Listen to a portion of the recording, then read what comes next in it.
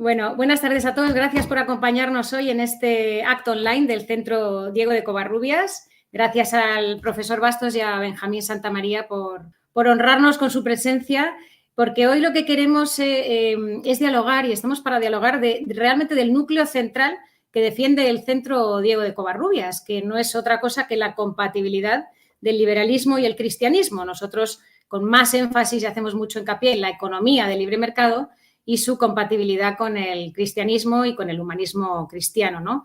Y este último libro del reverendo Robert Sirico, que presentamos hace escasos meses, este pasado mes de enero, pues es un contenido perfecto para ello, ¿no? Con este título, La economía de las parábolas, y entender qué lecciones económicas se esconden detrás de las parábolas de Jesús. Don Miguel Ancho Bastos es profesor universitario, economista, politólogo y un referente dentro del mundo de las ideas de la libertad, y es presidente de honor del Instituto Joan de Lugo. Así que gracias por estar aquí. Y Benjamín Santamaría es economista, profesor y redactor en OK Diario ahora mismo, y es colaborador habitual de asociaciones como la nuestra, y destaca también por sus trabajos relacionados con la economía, siempre desde una visión católica o cristiana. Así que 2 invitados de lujo y un tema de lujo del que siempre se puede aprender un montón. Muchas gracias, Virginia. Bueno, primero quisiera agradecer a doña Virginia la amabilidad que tiene de la presentación y de invitarme, porque es un centro del cual yo he leído ya pues, varios libros que ha dictado, y es un centro, creo que los tengo todos. Y coincido mucho con sus ideas, y es un honor a mí que me inviten a estas cosas, porque efectivamente yo hace tiempo que veo la compatibilidad entre el catolicismo, al cual pertenezco, ¿no? Y las ideas de mercado. Yo nunca vi incompatibilidad ninguna. Sé que puede haber, sé que hay discusión al respecto, obviamente, pero yo no vi incompatibilidad ninguna. Pues ahora entraremos en el debate. Por eso me agrada mucho que exista este centro y que se encargue de divulgar estas cosas. Gracias de verdad. Bueno, pues muchas gracias, Virginia, y ya tomo yo el control. Perfecto. Gracias por la introducción. Muy bien, pues profesor, bueno, estamos aquí para hablar de este libro, La economía de las parábolas. Es un libro del padre Robert Sirico, que es cofundador del Acton Institute. Yo supongo que usted conocerá el Acton Institute de hace muchos años, ¿no? Sí, yo conozco el Instituto Acton y de cuando aún no está traducido, sí, eso. Ahora empiezan a traducirse algunos de sus libros, pero tiene una revista muy interesante y tiene publicaciones muy buenas. Está haciendo una muy buena labor. No es el único, pero bueno, él fue de los pioneros en estas cosas. También Michael Novak en su momento, aunque no es tan capitalista así como Sirico, pero es bastante capitalista. Pero sí que también hay una tradición católica en esto. Pero no solo dentro de la Iglesia, sino fuera de autores como Rothbard reconocen esta vinculación. Bueno, la traducción en concreto está hecha por Mario Szilard, que es también coautor de un libro muy conocido que es Economía para sacerdotes, con Zanotti. Y tengo el honor de conocer al señor Szilard, bueno, no mucho, pero tuve la ocasión el honor de tratarlo. Una persona excelente y con un gran trabajo. Y este libro, al final, pues para aquellos que aún no lo conocen, que no lo han comprado, pues trata sobre análisis desde el punto de vista económico de las parábolas de Jesús. Y no es un análisis forzado, no es un análisis forzado. Me gustaría saber, pues ya que hemos introducido este libro, en términos generales, luego entramos más en profundidad, ¿qué le ha parecido a usted, profesor, el libro y cómo trata las parábolas el padre Sirico? Bueno, pues es un desarrollo efectivamente económico de las parábolas, algunas de ellas que rara vez siempre se habla del camello y el ojo de la aguja, ¿no? Pero no se habla del fábulo de los talentos, por ejemplo, ¿no? O no se habla del viñador y los salarios que le da a los trabajadores, por ejemplo. Es decir, que las parábolas de Cristo obviamente no están en un sentido económico, porque yo creo que la Iglesia es compatible con muchos sistemas económicos. La Iglesia, digamos, es indiferente a la forma económica. La Iglesia, en su historia, pues convivió primero con todo tipo de formas políticas, imperios, reinos, sistemas comunistas, sistemas capitalistas, o sea, convivió con todas las formas políticas que el ser humano conoce y convivió también con todas las formas económicas que el ser humano conoció a lo largo de la historia. Supongo que está más cómodo unas con otras, pero el mensaje de nuestro Señor no es para nada incompatible con un sistema capitalista. Es lo que yo considero muchas de las parábolas, hay mucha sabiduría económica en ellas. Sí, bueno, no son las palabras, o sea, hablan del mercado de futuros y los mercados de futuros ya están anticipados, ¿no? No profundiza en teoría económica, claro. No se metió en estas cosas, pero para nada es incompatible. Además, yo veo después de leerlo, este libro, y después, bueno, ¿no?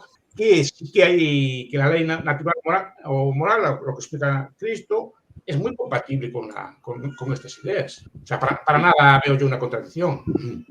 Digo que más que en la economía en general, es decir, las parábolas están escritas, están hechas, digamos, están formuladas de una manera que mantienen un mensaje universal que incluso 2000 años después nosotros lo entendemos. El padre lo ejemplifica como si hace 20 años hubiéramos hecho una parábola hablando de las cintas de vídeo o hablando de alguna tecnología, eso ya ahora mismo estaría completamente desactualizado. Sin embargo, las parábolas a día de hoy continúan teniendo un significado por cómo están formuladas, ¿no? Y están fácilmente comprensibles. Y vale, incluso se aplica fácilmente a lo que entendemos de la economía moderna. O sea, no hay nada efectivamente desactualizado en ellas.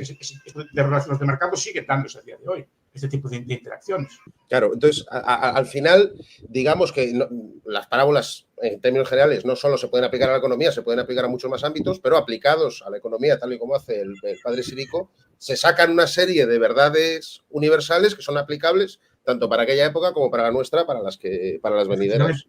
Porque eso lo dice muy bien el padre Ripoll cuando le pregunta estas cosas. Cristo no hace una ética económica, Cristo hace una ética que se aplica a la economía, que se aplica a otro tipo de relaciones humanas. No solo se aplica, pero es un sistema ético que para nada es incompatible con la economía de mercado. Además, creo que la economía de mercado en muchos aspectos es ética, en el sentido que no usa la fuerza, no usa la violencia, ¿no? O sea, es una forma de vivir en paz unos con los otros. Es más, de querernos unos a los otros. No es... Mucha gente piensa que el sistema capitalista es un sistema de predación, un sistema de competición, que es una jungla, ¿no, señor? En la jungla los leones y las cebras no hacen contratos, ni hacen arrendamientos, ni venden a crédito. Simplemente eso, pero más fuerte. Pero la jungla es pura civilización. Fuertes, débiles, sanos, enfermos. Todos compartimos y todos podemos echar una mano en este mundo, ¿no? Y todos colaboramos y todos cooperamos y todos nos ayudamos unos a los otros. Esto que me está diciendo usted me recuerda al análisis que hace el libro de la parábola del buen samaritano, ¿no? En el sentido de, él hace un análisis muy interesante que habla de que existe una enorme diferencia entre promover una sociedad que sea altruista o que sea que piense en los demás y se preocupe por los demás, es una diferencia sustancial a pedir una sociedad en la que haya otro que se ocupe de como podría ser un Estado, que se ocupe de las personas necesitadas, ¿sabes? Hay mucha gente que confunde estas dos cosas, ¿no? Creo que quien tiene que casar la sociedad somos nosotros mismos.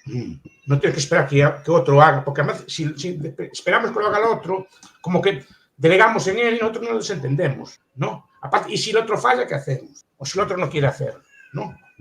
Y eso es muy importante. Al final el samaritano es el que él, de su propio peculio, él de su propio esfuerzo, cura al desválido, cura al herido, como es en la parábola, ¿no? Y así era antes. Es decir, la caridad católica, que es una palabra que está pasada de moda, no sé por qué, porque nos parece que no se puede hablar, es que no solo funcionó históricamente. Cualquiera que vaya a una ciudad antigua de España ve un montón de edificios, ¿no? Hospitales, hospitalillos, huérfanos, por supuesto que son edificios que creó la Iglesia Católica con mucho menos medios de los que hay hoy, ¿no? Para ayudar a los demás. De hecho, ¿no?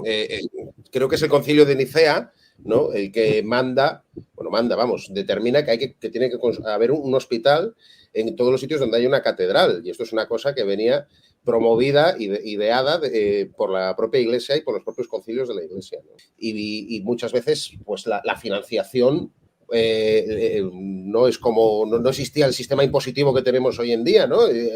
Había otras muchas formas de recaudación, como puede ser, bueno, pues el diezmo, las donaciones o incluso por multas municipales de aquella época. Es decir, existen, en aquel momento se idearon ese tipo de fórmulas, pero las fórmulas que existen hoy en día para mantener un sistema gigantesco, burocratizado y enorme de sanidad, digamos que puede haber una alternativa para que haya una sanidad disponible para los pobres sin necesidad de crear esta cosa que tenemos tan gigantesca y tan burocratizada, ¿no cree, profesor? Sí es. Es decir, cuidado, y lo que hacía la caridad católica, bueno, de otras religiones también, pero la católica, que es la que estamos hablando aquí, se hacía con los medios que había entonces, no con los que hay hoy. Dice que el Estado tiene muchos medios porque la sociedad tiene muchos medios. La sociedad es una sociedad rica y, por tanto, puede financiar estados, digamos, que tengan medios para financiar estas cosas. Pero esos medios, yo creo que puestos en manos de la sociedad civil o puestos en manos pues, de las instituciones, por ejemplo, de la Iglesia, que es lo que estamos hablando en este caso, seguramente estarían mucho mejor gestionados y funcionarían mejor. Pero simplemente bastaría con dejar evolucionar las instituciones que existían hasta hace relativamente poco, hasta final del siglo XIX. Dices que antes era una porquería la asistencia, pero era una porquería la asistencia porque todo era una porquería en el siglo XIX. Porquería en el sentido de que la comida era mala, no había, el transporte era malo, no había luz eléctrica, el agua corriente era muy escasa, que todo era malo, entonces, no solo la caridad. Entonces, pero con los medios que tenemos hoy no podemos hacer un sistema que atendiera a los necesitados evolucionando desde aquellas instituciones. Tiene el profesor Krause. Bueno, David Beito tiene un libro que no está traducido, ¿no? al respecto. Pero después el profesor Krause y el profesor Venegas tienen un libro que creo que se llama En defensa de los más necesitados, se llama así, me parece. Que no se le dio mucha difusión, pero habla de todas estas instituciones que había. Muy interesante.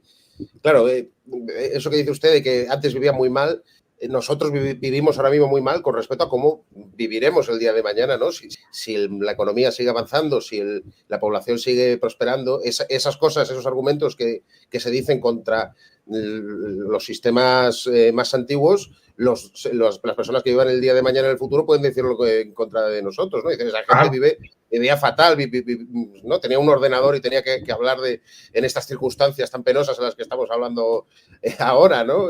Seguramente en el futuro lo haremos por realidad virtual o con avatares o cosas así de este. Claro. Vaya porquería que se tenían que conectar en una cámara para hablar. Una cosa así, ¿no? Claro, no, pero es que antes era un nivel de vida muy bajo y aún así, con ese nivel de vida tan bajo que había, no sé cuál es no hay un acuerdo sobre, pero a lo mejor puede ser 20-1, ¿no? Pero no hay un acuerdo a la hora de contabilizarlo, por eso hago una estimación. Con esos pocos medios lo que hacían, ¿no? Sí. Y por ejemplo, el papel no solo es el papel por ejemplo, de los sindicatos católicos, ¿no? Que creaban economatos, creaban vivienda, creaban mutualidades, por ejemplo, de socorro mutuo, en el sentido de que, por ejemplo, creaban instituciones para pequeñas formas de seguro para atender a las viudas, a los accidentados en el trabajo, crearon un montón de instituciones de ayuda mutua, pues simplemente mutualizando ahorro. Los sindicatos, muchos de ellos católicos, al principio tenían esta función. Pues digo pero eso no se dejó evolucionar. ¿Quién habla hoy en día de igualatorios, de mutuos? Así, los mutuos hoy, aún quedan, ¿no? Pero no es lo que tenían antes. Antes los trabajadores se asociaban de esta forma y eso estaba funcionando muy bien, pero fue frenado en seco.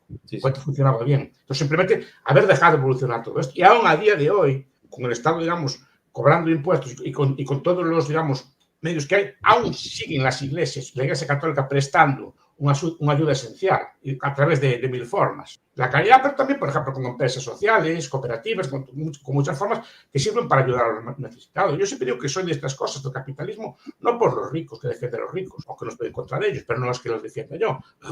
Es por los pobres, porque es el sistema que mejora la vida de los pobres, no es por esto. Más, como digo yo, la mejor forma de ayudar a los pobres primero es que no haya. Claro.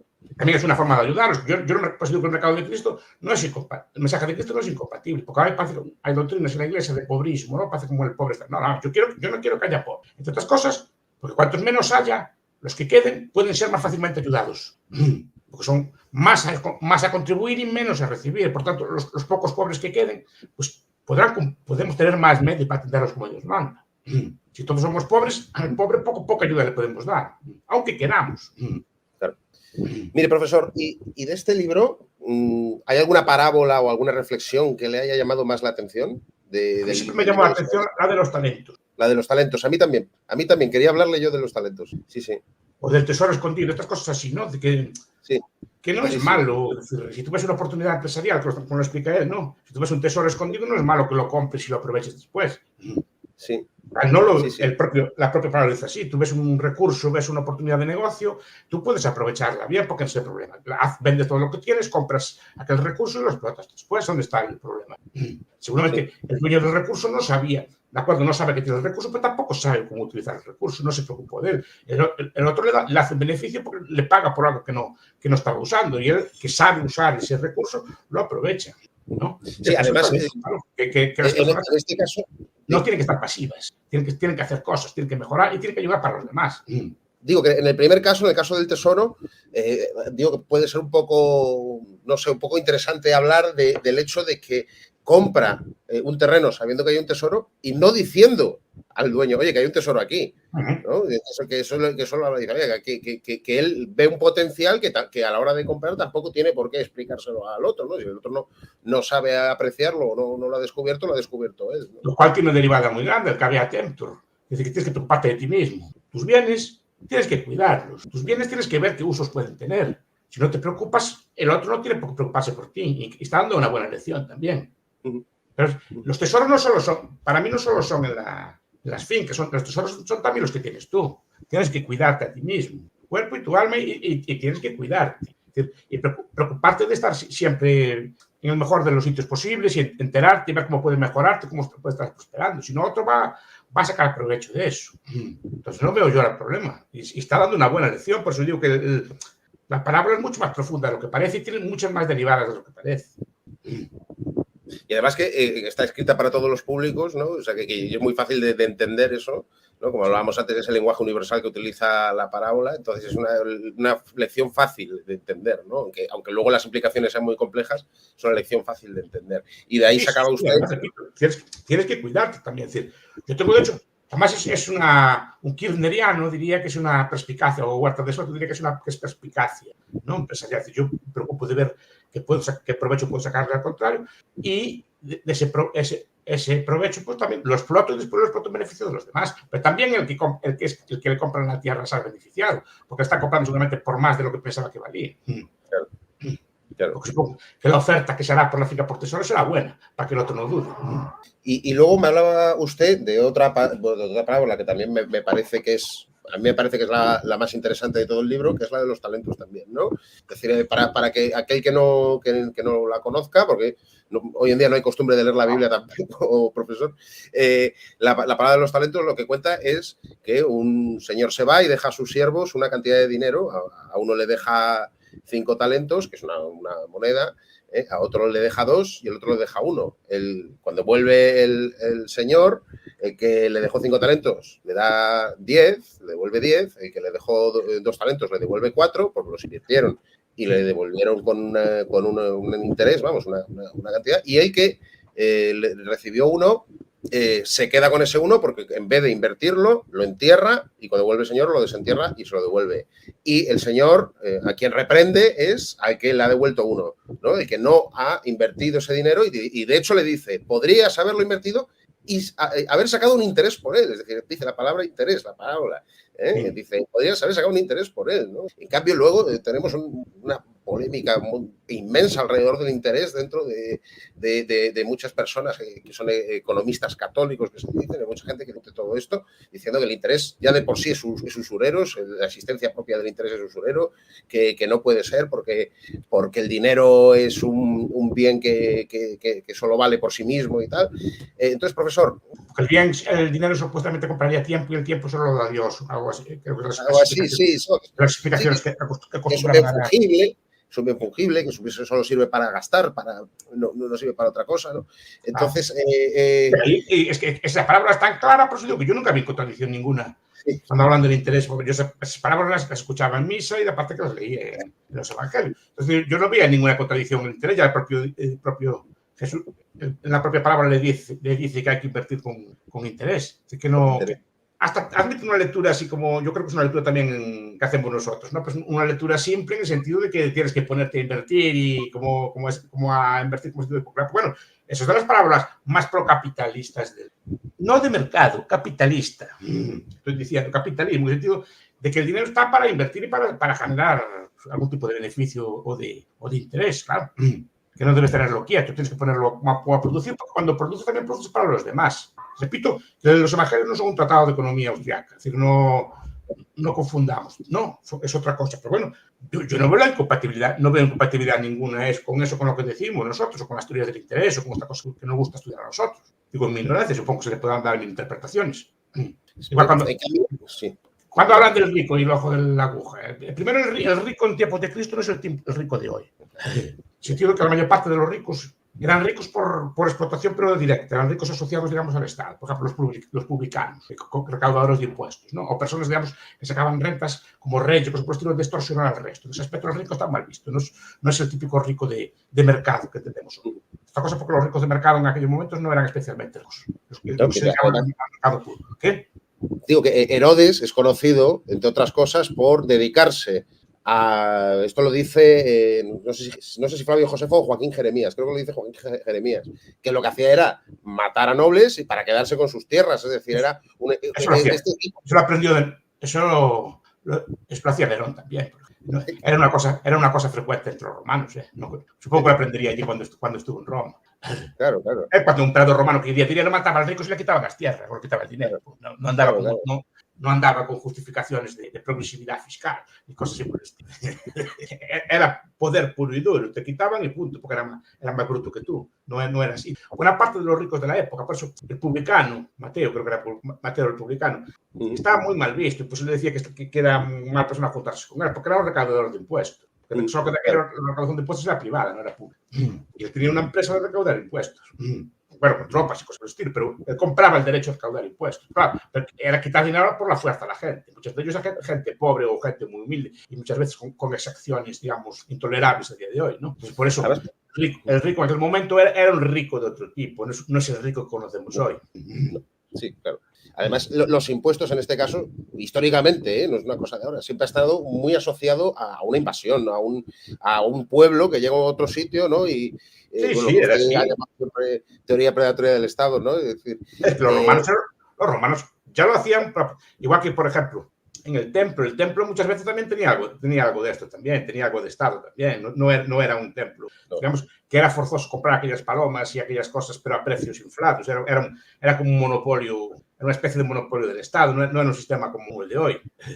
Sí, o sea, era el sumo sacerdote, al final, el que decía quién puede aquí comprar. Bueno, esto es una cosa que yo he hablado en alguna charla, ¿no? Al final, cuando había el sacrificio del cordero, era el sumo sacerdote quien decía qué cordero se cumplía la norma para poder ser ¿no? sacrificado o no. Entonces, claro, él venía alguien y decía, no, este no cumple la norma, cómpralo aquí.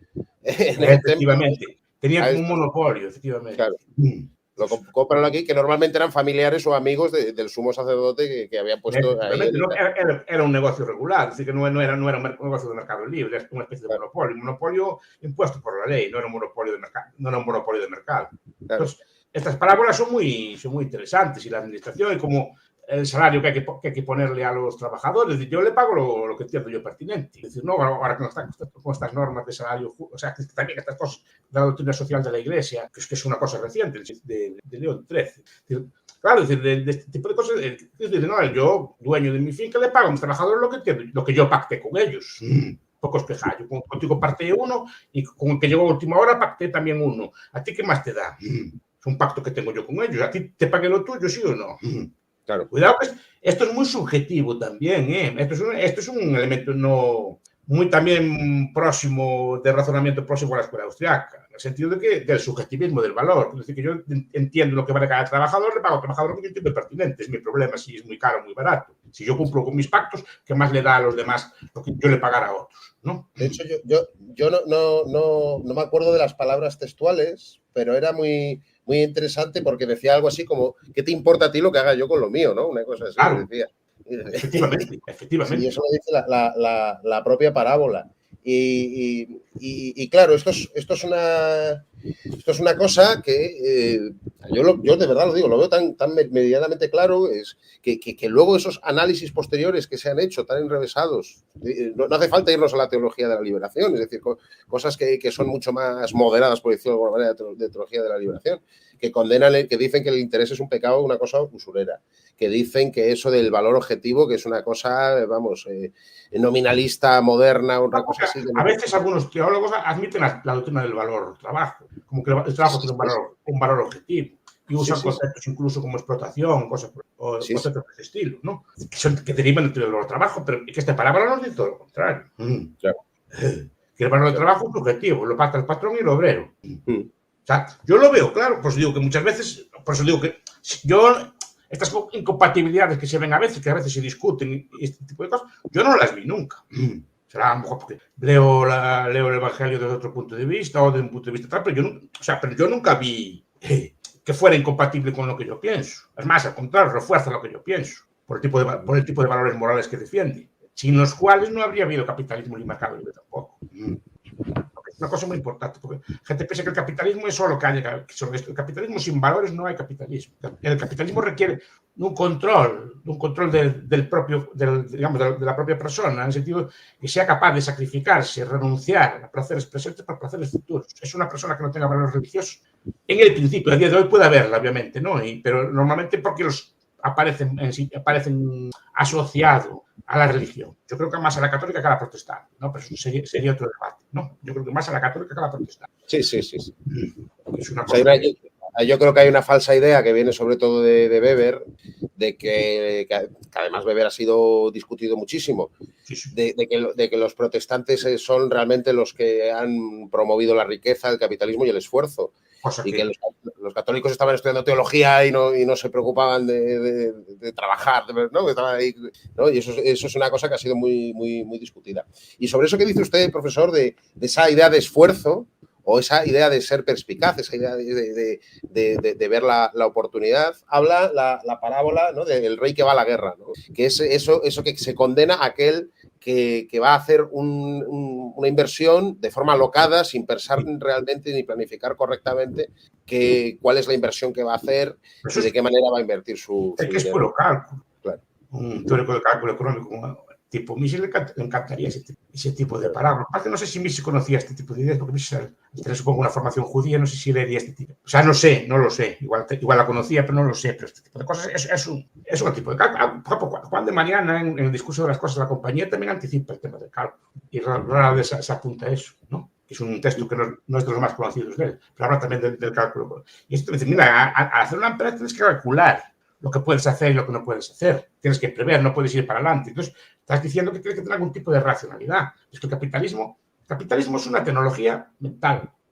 Muchas veces se le culpa de cosas que no tiene culpa. El capitalismo es una tecnología mental. Es como culpar a la escritura de lo que se escribe en ella. Es que allí se escriben muchos libros blasfemos. No, la culpa no es de la escritura, la culpa es de quien escribe. Entonces, el capitalismo es una herramienta, es una tecnología mental de cálculo, de racionalizar y de ordenar las cosas, ¿no? Y de ordenar, digamos, los medios que tenemos para los fines que tenemos y ajustarlos y ver si podemos o no podemos y qué podemos hacer y qué no podemos hacer. Es una herramienta mental, que no podemos gastar más de lo que ingresamos, que hay que tener en cuenta también a largo plazo por la amortización del bien, o sea que no podemos gastar todo el bien ahora, sino que tenemos que guardar un poco para amortizar para el día de mañana, o sea que tenemos que guardar algo para la siembra del año que viene. Ese tipo de cosas son muy importantes, son propias del cálculo económico y están aquí bien presentes. Y eso es el capitalismo. El capitalismo es una herramienta mental, es como la ciencia. Es una tecnología para estudiar la naturaleza. Pues la escritura es una tecnología mental que sirve para transmitir conocimientos de forma permanente con unos códigos compartidos. Tampoco podemos cuidar a la ciencia de lo que inventa la ciencia,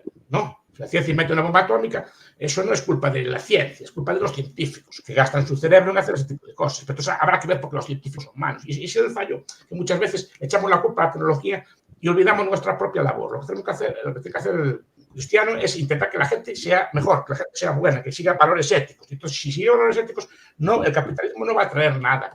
El capitalismo trae vicio, el capitalismo trae no sé cuánto, consumos de lujo. Eso es la gente sin valores que hace este tipo de cosas. El problema es porque la gente no tiene valores.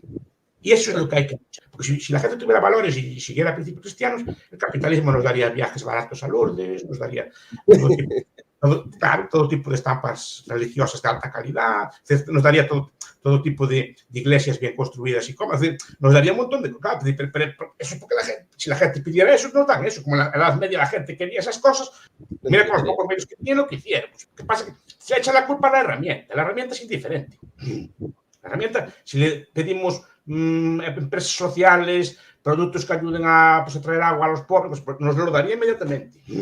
Buenas conducciones de agua para los pobres de África, nos daría todo tipo de medicinas, todo tipo de alimentos baratos, todo tipo de infraestructuras. ¿Qué pasa? Si la gente gasta en vicio o gasta en otro tipo de cosas que podemos considerar superfluas, eso ya es un debate, ya sería otro debate, ¿no? Es por la gente, no es por el sistema. Si esa misma gente pidiera y gastar en ese tipo de cosas, en conductos de agua, en pozos, cosas por el estilo, tranquilos, tendríamos baratos, muy buenos, de alta calidad y los tendríamos en todas partes. Si la gente quiere ese tipo de consumos, es por el pecado original. Es porque somos malos nosotros. Es decir, no es por culpa del sistema. Se le echa la culpa al sistema de lo que hacemos nosotros. Es decir, una persona en su vida los consumos los decide ella. No hay nada que nos obligue a gastar en ese tipo de vicios o de cosas por el estilo, ¿no? No hay nada que nos obligue a hacerlo, somos nosotros que lo hacemos. Entonces, lo que hay que preguntar es por qué nosotros somos así. A lo mejor somos así porque, también me incluyo, como somos gente hedonista, gente que perdió valores, que perdió principios, todo eso es lo que tenemos que ver. Y eso yo creo que es, por ejemplo, la Iglesia es lo que tendría que enfatizar, no echarle la culpa a la herramienta. Es como echarle la culpa a la escritura, echarle la culpa a la carretera, de que por ella circulan drogas. ¿No? La carretera no tiene culpa ninguna, la carretera lleva lo que le lleven, pero no son las personas las que llevan cosas, y la escritura es lo que escribe la gente, no es la escritura. Pues el capitalismo lo mismo, es una herramienta a nuestra disposición que nos permite ordenar, digamos, nuestros recursos, ajustarlos, producir bien. Si produce cosas dañinas moralmente, eso no es culpa del capitalismo, es culpa nuestra. Estamos caídos. Y en ese sentido, profesor, este libro, digamos que da otra imagen, o trata de dar otra imagen del empresario, ¿no? Es como un empresario que, para hacer lo que hace, para hacer su función, que es una función social, lo que hace es tratar de mejorar la vida de los demás, ¿no? Eso es una visión completamente diferente. Un empresario, incluso un católico, tiene que actuar con cálculo. Cáritas, cuando compra medicina, no va a comprar medicinas más caras. A precios más caros, tendrá que conseguir el mejor precio posible. Cuando compra alimentos para manifestar, tendrá que comprar los de mejor calidad o al mejor precio, tendrá que buscar la forma de abaratar los costos. Tiene que actuar de esa forma, ¿no? Y tiene toda la lógica del mundo, porque cuanto más optimicen la compra, más necesitados puede ayudar.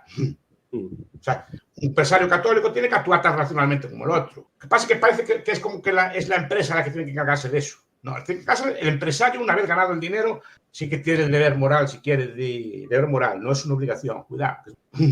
Claro. Tiene el deber moral de ayudar al prójimo, pero una vez ganado el dinero. Pero eso sí, en el proceso de producción tiene que actuar de forma racional, exactamente igual que actúa una ONG, exactamente igual que actúa Cáritas, exactamente igual que aquí en la Iglesia. Profesor, justo eso lo que ha dicho es muy interesante, ¿no? Está el deber moral a diferencia de la obligación, precisamente porque lo que hace Jesús, según se ven estas parábolas, es tratar de aludir constantemente a las personas en concreto para que se comporten de una manera específica, les anima a que se comporten de esa manera específica. No dice, manifestémonos para que haya algo que nos obligue constantemente a comportarnos así. Al contrario, eso es una cosa que la Iglesia en numerosas ocasiones, hay aquí varios textos de Benedicto XVI, ¿no? La Iglesia nunca ha apoyado eso porque apoya otra cosa que es el principio de subsidiariedad, ¿no? Justo, fíjese que hay un comentario que dice, érguete anda como en Irlanda, que esa frase es de don Alfredo Brañas, que era un gran defensor del principio de subsidiariedad, ¿no? Era muy católico, don Alfredo Brañas era muy católico. Y muy católico y muy gallego. Es muy famoso el discurso en el Círculo Católico de Burgos que hizo él. Sí. Aunque él era galleguista por tradicionalista. Claro.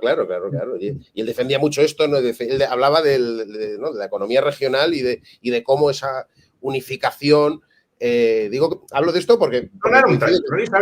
Sí. Aunque murió muy joven, pero él era próximo a estas tradicionalistas hispanas. Era catedrático de economía, catedrático de Hacienda en la Universidad de Santiago. Sí. Murió muy joven. Sí. Pero tiene ideas muy de este estilo, que hay que buscar también, hay que bucear un poco en sus cosas. Como también era así muy católico Risco y otros, no eran. Sí.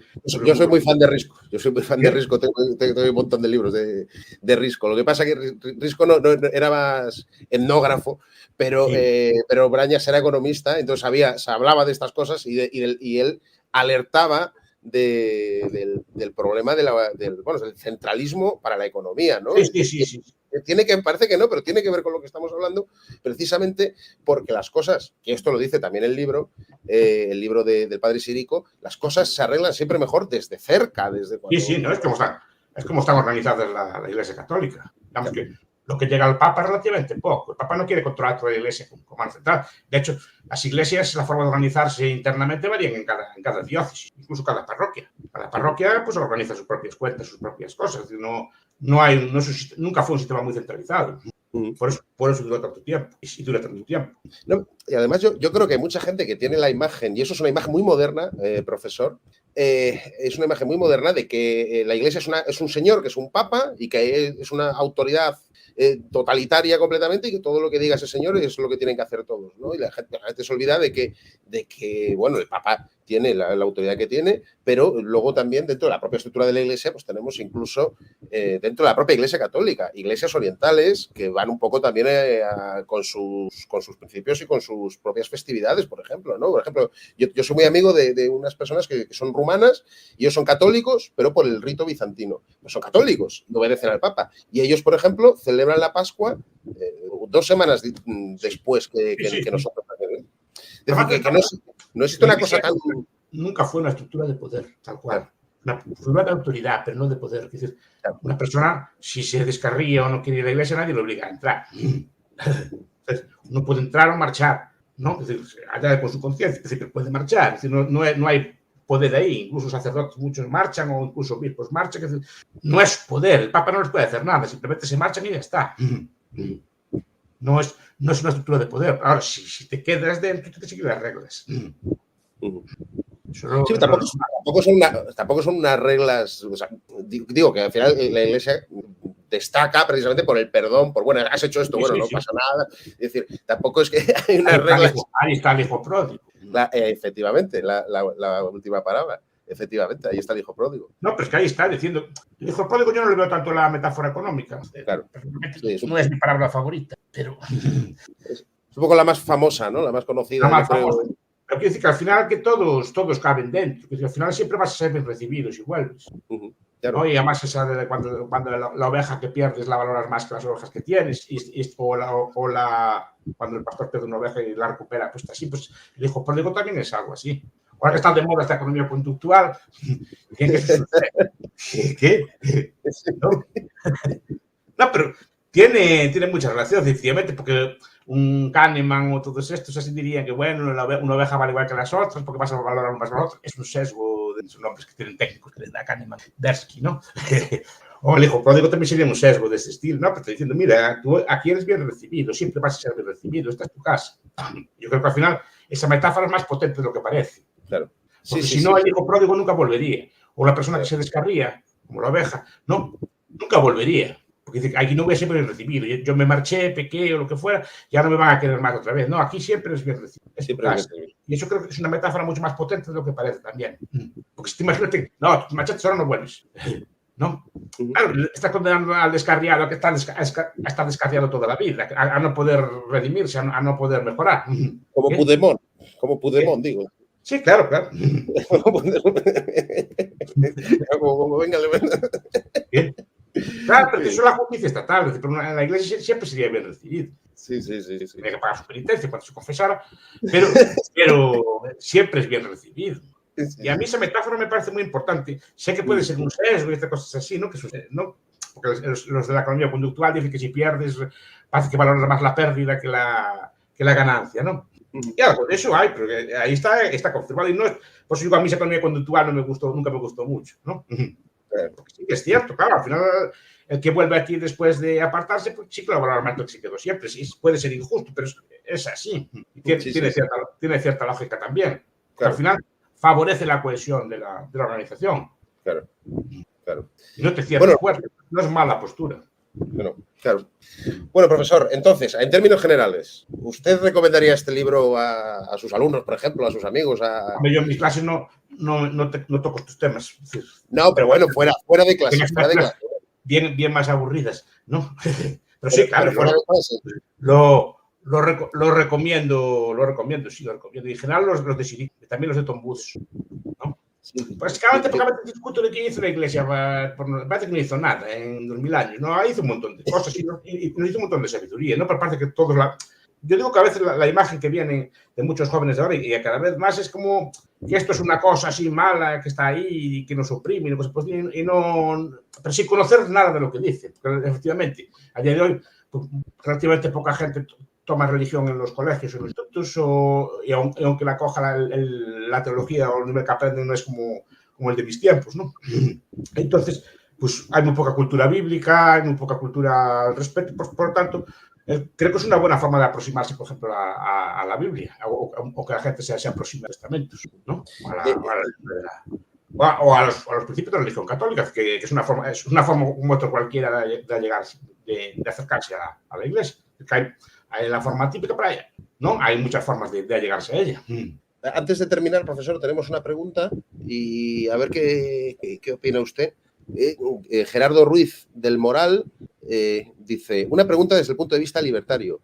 ¿Qué opináis sobre la necesidad o no de actuar cristianamente de cierta justicia social, de la ayuda al prójimo? Y dice, ¿se podría reivindicar mi derecho a ser egoísta? Es que muchas de las cosas que hemos hablado, ¿no? Nadie se lo niega. Primero hay que definir que es egoísta. Nadie le niega ese principio y dependiendo de cómo se define, nadie de principio. Pero actuar cristianamente normalmente también implica, claro, que implica ya. Una cosa es la ética, digamos, de no hacer daño, una ética de no agresión. Otra cosa es un principio cristiano. El cristiano yo creo que debe ayudar a los demás en lo que pueda, claro. Debe, no está obligado. O sea, no puede venir nadie por la fuerza a imponer ese tipo de cosas. Pero él mismo, si quiere actuar así, debe intentar ayudar a los demás o poner los medios para aliviar la situación de los demás. Yo sí que lo tengo claro. Ahí no soy así objetivista, ni tipo de ideas que cada uno tiene que buscar. No, mi deber es ayudar a los demás. Incluso puedo ser feliz ayudando a los demás. Incluso puedo ser feliz sacrificando por los demás. Pero no tengo obligación, digamos, legal o que nadie me puede forzar. Ya me entenderé yo. Como hablábamos, la obligación al final también desvirtúa el propio acto. La justicia social es un concepto que tampoco entiendo. En la Biblia creo que no está, aunque es un concepto católico. Que lo sí, lo inventa Taparelli. El primero en usarlo es Taparelli da Cero, que es un yo tengo, eso se lo de mandar, que la idea nace en la Revolución Francesa como idea de, o sea, usted habla del jesuita ese. No digo la palabra exacta. Justicia social. Estoy hablando de un libro delante. Creo que está Taparelli da Cero. El primero que usas que es un católico de economía social del siglo XIX. Sí. Pero el ideario, la palabra, el ideario seguramente estaba de antes. No, yo tengo un libro que se llama Cristianismo y Modernidad se llama Hernández Pachecos. Y ese sostiene que la palabra justicia social se comienza a emplear, digo que la tesis de ese hombre, se comienza a emplear en la Revolución Francesa, en el sentido de cuando toman la Bastilla y ven los revolucionarios que han tomado la Bastilla y ven que ya están allí y que se han esforzado por todo lo que han hecho y que la gente en el día a día sigue en su vida normal como si no hubiera pasado nada. Entonces ellos dicen, yo que me he sacrificado por esta gente, la sociedad me debe algo a mí. Ahí nace ese concepto de justicia social. Sí, el concepto sí. El concepto solamente es antiguo. La palabra, sí. Digo. La palabra sí, la palabra concreta puede ser que la estoy hablando de memoria, igual estoy metiendo la pata. El problema es que estas cosas solo se graban. ¿No? Pero yo estoy hablando de memoria. Creo que es un concepto no muy tardío, no mucho después de la Revolución Francesa, pero sí que es. Pero bueno, es un concepto que se usa, pero que es justicia social. Es que no, ese concepto, ya habló Thomas Sowell de la justicia cósmica, no hay un concepto de justicia social. Es decir, no se puede operativizar en qué consiste esa palabra. Yo creo que sí que debemos, primero, evitar que, en mi opinión, que haya pobres, que haya el menor número de pobres posible. O sea, y yo creo que por eso defiendo estas cosas, porque el capitalismo es un sistema que elimina radicalmente la pobreza, por lo menos la pobreza absoluta, no la relativa, pero sí la pobreza absoluta, o por lo menos la minimiza bastante. Y es una evidencia a lo largo de la historia, que allí donde se implanta con otros sistemas, la pobreza absoluta disminuye, no la relativa, que probablemente se incremente. O sea, la pobreza en relación con los demás, pero sí la absoluta, ¿no? Sería una larga discusión. Sí. Pero acabar con los pobres y después con los pobres que queden, esperemos que sean pocos, intentar ayudarlos de la mejor forma posible. Yo entiendo que con el apoyo personal. Disculpe, yo entiendo que cuando se habla de justicia social, la Iglesia, además el catecismo, nunca ha tenido un concepto concreto de justicia social como una cosa unificada. Ha tenido varios conceptos de justicia, como por ejemplo la justicia distributiva, la justicia conmutativa, pero es que dentro de esos conceptos está el principio de subsidiariedad, que es precisamente que si algo lo puede hacer una instancia inferior, es decir, si algo lo puedo hacer yo, no tiene que venir nadie de fuera a decirme... Claro, que ahí está. Por ejemplo, la ayuda siempre al pobre normalmente era a través de las parroquias. Claro. Sigue siendo. Porque es más fácil. ¿Qué? Es más fácil. El sacerdote conoce a su grey y conoce las necesidades que tiene. Se está mintiendo. O no, si no le mientes. Sabe si le mientes, si no, si le dice la verdad. Y sabe a lo mejor cosas que a lo mejor el pobre no quiere pedir, pero la sabe, etcétera. Entonces, arbitra muchas formas de ayuda, ¿no? Y siempre se hizo así y sigue siendo así. Y tienen siempre una base parroquial o una base, a lo mejor caso obispal, pero no es una calidad centralizada. Claro. Precisamente por lo que estamos diciendo, porque conoce mejor las necesidades de su gente. No, por eso digo, animo mucho la lectura de esto y sobre todo, más que nada para discutir, porque parece que solo hay una visión de la doctrina católica. Y además, repito, la doctrina económica de la Iglesia, sea cual sea esta, la otra no es cuestión de fe, no es dogma de fe. Es una cuestión que siempre fue opinable a lo largo de los tiempos. Puede haber unas épocas que dominará más una postura y otras. A ver si esta dentro de la Iglesia se va difundiendo, por lo menos. Yo las veces que hablé de estos temas a católicos, así que tuve alguna conferencia, pues les parto bastante interés. Sí. O sea, alguna vez me dijeron que nunca había oído cosas de estas. Qué raro. En círculos católicos, quiero decir, ¿no? No en la facultad o en debates como los nuestros, ¿no? En círculos católicos, de sacerdotes o de gente muy involucrada, digamos, en la vida social de la Iglesia, en la caridad y cosas. Nunca había oído argumentos de este estilo. Se quedaba siempre con un argumento típico. El rico le quita al pobre, cosas así, hay que ayudar. No, eso que le llaman ahora pobrismo, ¿no? Sí, claro. O el decrecentismo también, que va un poco también. Sí, claro, quiero decir. No, el decrecentismo, sí, es algo parecido, pero esa idea. Y además, repito, con una vida simple o así es perfectamente compatible. Repito, no es el capitalismo, es la persona la que actúa. Entonces, hay que ver que las personas sean morales. Si las personas son morales, no van a demandar bienes inmorales. Las personas morales no van a demandar drogas, no van a gastar el dinero en alcohol. Pues gastará en cuidar de su familia, pues en comprar buenos libros píos a buen precio y bien encuadernados. Es decir, eso sería, ¿no? Pero eso no es culpa de nadie. A mí nadie me obliga a salir a divertirme y cosas por el estilo. Yo el dinero lo gasto pues, en buenos libros santos y píos, ¿no? Lo que trae, por ejemplo, que lo recomiendo mucho, en Camino, de Hussisman. Sí. ¿Qué? ¿Si lo conoces? Sí, ese sí. En Camino. Yo tengo ahí una buena... Yo desde hace un tiempo que me estoy haciendo con cosas que además que lo estoy acumulando ahí y yo no sé, pero tengo teología moral por un tubo. O sea, tengo a este Rollo Marín, no sé si lo conoce usted. A Rollo Marín. Teología para seglares. Y tengo ahí un montón de libros porque se me están acumulando y al final es una cosa que se va acumulando pero muchos son libros de consultas, ¿no? Al final, o los de Joseph Pierce, que es un católico también, este libro sobre conversos, que a mí este libro me influyó mucho también, ¿no? Es un libro de gente que se convirtió, a mí de escritores, artistas, gente que se convirtió, a mí me influyó mucho ese libro. El libro lo recomiendo porque a mí personalmente me influyó mucho. Pues, si alguien escucha esto y le gusta, pues Joseph Pierce, ¿no? Y en general todos los libros de él, los de Oscar Wilde, les da una visión muy... Pecadores, muchos de ellos, pero católicos. Entonces, da una visión muy, muy interesante. Entonces me gusta. Digo, que esos libros nadie me obliga a gastar el dinero por ahí. Si yo compro libros píos, digamos, es porque puedo hacerlo. Entonces lo que se trata es de que la gente pues, cambie el consumo, pero tan capitalista es el libro este que tengo aquí, ¿no? Sí. No lo tengo aquí. Pero digo que tan capitalista es un libro de esos, ¿no? Como cualquier otro objeto de lujo, ¿no? Y tan empresa es la editorial que se dedica a hacer... Y tanto trabajo requiere uno como la otra. Es decir, no es menos capitalista una cosa que la otra, pero soy yo que decido en qué gasto el dinero. Y lo que se trata es pues, decir a la gente pues, que no gaste dinero en esas cosas que consideran superfluas o de lujo o banales. Repito, pero no lo debe decir el Estado, eso debe decirlo la moral. ¿No? ¿Qué cosas son buenas, banales o así? Pero eso es la labor una de las labores del cristiano o del clero. Es decir, mira, pues en vez de gastar en esto, ¿por qué no gastáis en esto? ¿No? En vez de gastar en esto, ¿por qué no ahorráis? ¿Por qué no montáis una mutua o una cosa por ahí? ¿No?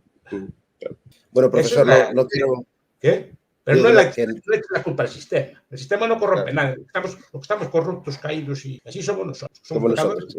No el sistema. El sistema no tiene culpa ninguna porque el sistema es una herramienta que tenemos como otro cualquiera. Bueno, profesor, pues no quiero distraerlo más. Muchísimas gracias por venir a Diego Covarrubias. Bueno, esta es su casa prácticamente porque... Bueno, esto tendría que decirlo Virginia, pero estoy convencido que Virginia diría eso porque me lo ha dicho a mí muchas veces. Esta es su casa y cuando usted quiera está más que invitado. Vamos a despedirnos. Tenemos que invitarme vosotros. No voy a meterme yo ahí. Bueno, eso... Pero vuestras invitaciones son siempre aceptadas, claro. Sí. Vamos a despedir en galego, profesor. Que xa que somos dos galegos, podemos despedir en galego. Veña, buenas noites a todos e agardo que lles gustara que lle gustara esta pequena entrevista, esta fermosa entrevista. Moi ben, pois unha Gracias. aperta moi grande. Para pronto. Vémonos pronto. Veña, Gracias. hasta loguillo. Chao, chao.